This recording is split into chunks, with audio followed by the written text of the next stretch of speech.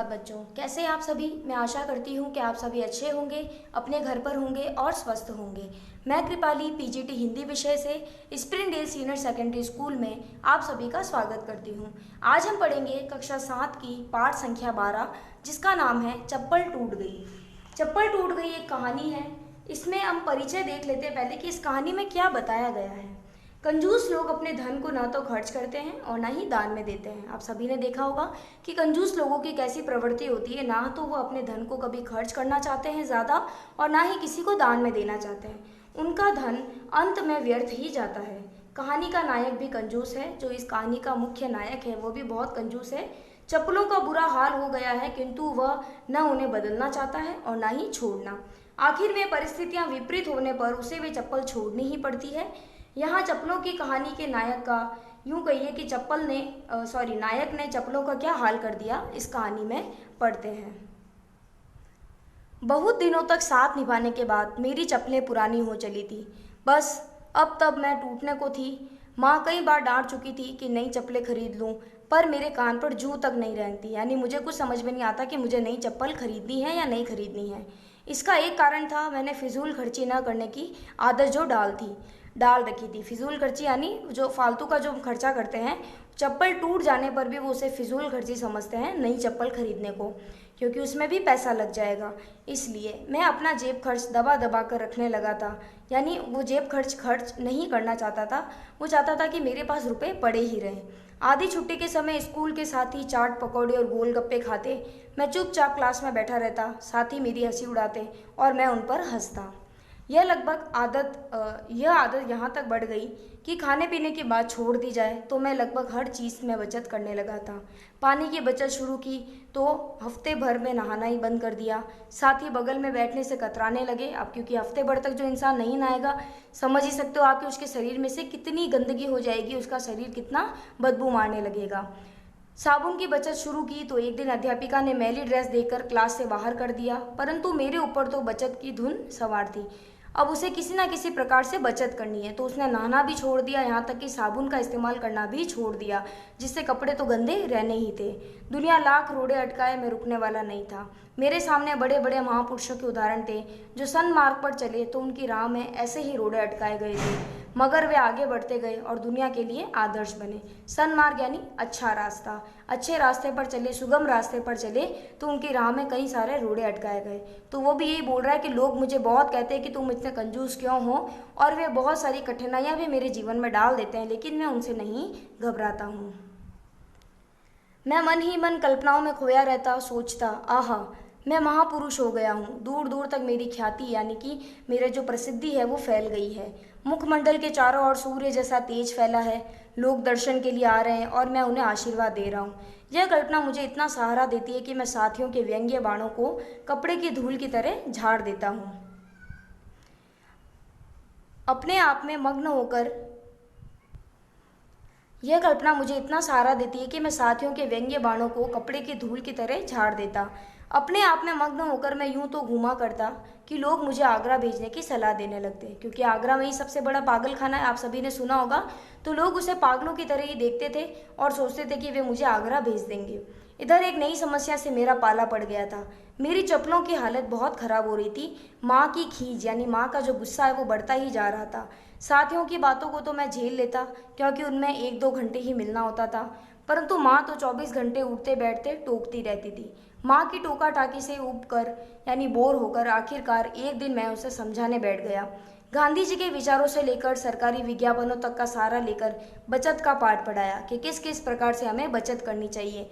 मुझे अपने ज्ञान पर इतना विश्वास था, सोच रहा था कि माँ के गुस्से को कोल्ड ड्रिंक जैसा ठंडा कर दूंगा, किंतु जैसे जैसे मेरा ज्ञान चरम सीमा पर पहुंचता गया, यानी जैसे जैसे वो ज्ञान बढ़ता गया, माँ का पारा भी ऊपर चढ़ता गया। इससे पहले कि उनका माथा अंगारों वाली अंगीठी होता, मैं भाग छूटा। दिन बाहर बिताने की सोचते हुए मैं बरामदे में रखी साइकिल के पास पहुंचा। पता चला टायरों में हवा डलवाने में भी मैंने बचत से काम लिया है। बड़ा गुस्सा आया। मारे गुस्से के मैंने पैर पटके, लेकिन गुस्से पर ठंडा पानी तब पड़ गया जब पता चला कि पैर पटकने से चप्पलों का जीवन और कम हो गया है। अपनी इस मूर्खता पर फिर से पैर पटकने का मन हुआ। मन मारकर मैं पैदल ही निकल पड़ा। अभी चौराहे तक पहुंचा ही था कि लगा दाएं पैर की चप्पल साड़ छोड़ने को, यानी दाएं पैर की चप्पल तो अब पूरी तरीके से टूट चुकी है। मैंने संभाल संभाल कर कदम रखने शुरू किए। बाएं पैर पर ज़्यादा जोर देने के कारण मैं लंगड़ाने सा लगा।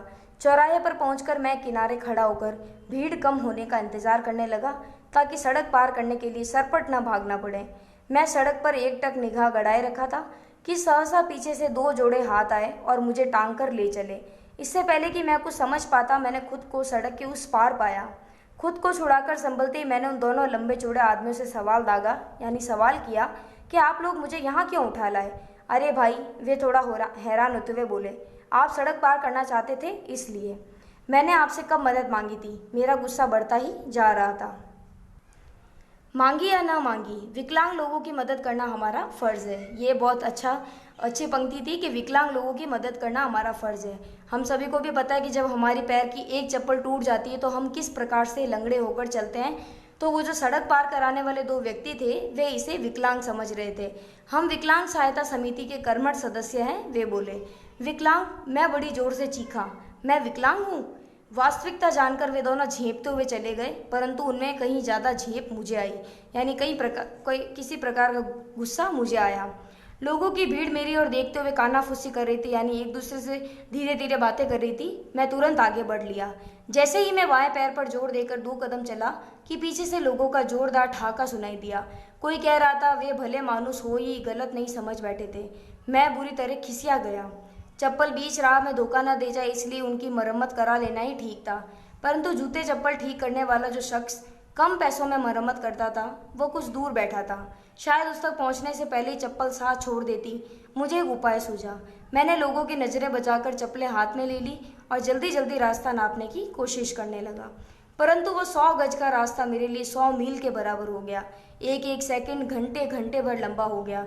लगता था पूरा बाजार मेरी ओर देखकर हंस रहा है। सड़क, दीवारों और खंभों तक में आंखें उभर आई है और मुझे घूर रही है, यानी लोग तो हंस ही रहे हैं, लेकिन जो सड़कें हैं, जो खंभे हैं, वे भी मुझे ऐसे घूर घूर कर देख रही है। शायद यह कुछ हद तक सही भी था, क्योंकि पीछे से कोई हंसकर कह रहा था, आज तक कंजूस लक्खी मल करोड़ी मल की कहानी सुनी थी, किंतु आज असल में देख भी ली। कोई कंजूस लक्खी मल करोड़ी मल की कहानी सुनी होगी तो उस बारे में ये इस आदमी से कंपैरिजन कर रहे हैं। जैसे जैसे चप्पल ठीक करने वाले तक पहुंचा, उसने चप्पल लेकर उल्टी पलटी, फिर वापस लौटाते हुए कहा, भैया इसकी मरम्मत मेरे बस की बात नहीं, क्योंकि वो चप्पल भी हार मान चुकी थी कि अब इसकी क्या मरम्मत करवानी, अब इसे तो नया लेना ही होगा। क्यों नहीं, मैंने खींच कर पूछा, ये क्यों नहीं हो सकता। इसे एक जगह से सियूंगा तो दूसरी जगह से टूट जाएगी, फिर दूसरी जगह से सियूंगा तो तीसरी जगह से टूट जाएगी, तो इसे दूसरी तीसरी चौथी हर जगह से सी दो। यानी आखिरकार में उस आदमी को नया चप्पल लेना स्वीकार ही नहीं था। वो चप्पलों में बहुत सारे इधर उधर से सिलवाई लगवा सकता था, लेकिन वो नया चप्पल नहीं खरीद सकता था। इतना कंजूस तो भैया आदमी कहीं पर भी नहीं देखा। 25 रुपये लगेंगे, उसने चप्पल फिर से जांचते हुए कहा। 25? मुझे लगा कि इतने में तो नई चप्पलें ही आ जाएगी। मन ही मन तय किया कि नई चप्पलें ही खरीद लूँगा, पर इन पुरानी चप्पलों का क्या किया जाए। इस सवाल पर विचार करते करते मुझ में उदारता का संचार हो गया। मैंने वे चप्पलें उसे देते हुए कहा, भैया इन्हें तुम रख लो, तुम्हारे काम आ जाएगी। और इस कंजूस में इतनी दया की भावना पहली बार देखी गई। वापस लौटते हुए जब मैंने उसके चेहरे पर कृतज्ञता के भाव देखे, कृतज्ञता यानी एहसान के भाव देखने का प्रयास किया, तो पाया कि उसने बगल में बह रही नाली में चप्पलों को प्रवाहित कर दिया। मुझे बहुत गुस्सा आया। मैंने अपना गुस्सा ठंडी चाय की तरह सटक लिया। अब नंगे पैर घर लौटने के सिवाय मेरे पास दूसरा कोई उपाय नहीं था। मैं तेज तेज चलता हुआ, बल्कि दौड़ता हुआ वापस चल पड़ा। अब अपना दुर्भाग्य मैं क्या बताऊं। उस दिन मोहल्ले के कुत्तों तक ने पहचानने से इनकार कर दिया। जैसे तैसे भागकर घर पहुंचा तो पता चला कि भाग्य की तरह घर पर भी ताला लटका हुआ है। मैं उसी भारी भरकम ताले पर अपना सिर पटकने जा रहा था कि बगल में पान के खोखे वाले ने बुलाकर एक चिट्ठी पकड़ा दी। चिट्ठी माँ की थी। लिखा था, आवश्यक कार्य से मामा के घर जा रही हूँ, शाम तक लौटना होगा। पड़ोस की आंटी से घर की चाबी ले लेना, खाना बना रखा है, खा लेना। पत्र के अंत में लिखा था, और हाँ, अलमारी में 25 रुपये रखे, नई चप्पलें ले लेना। आखिरी लाइन पढ़कर मेरे कलेजे को बड़ी ठंडक मिली। मैंने सोचा कम से कम चप्पलें खरीदने के मामले में तो बचत नहीं करनी चाहिए। इस प्रकार आपने देखा कि जीवन में जिन जगह पर कंजूस होना चाहिए वहाँ व्यक्ति को कंजूस होना भी चाहिए।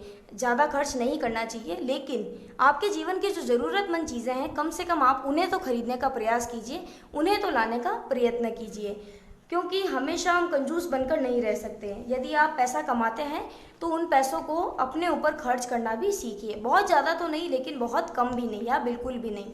धन्यवाद।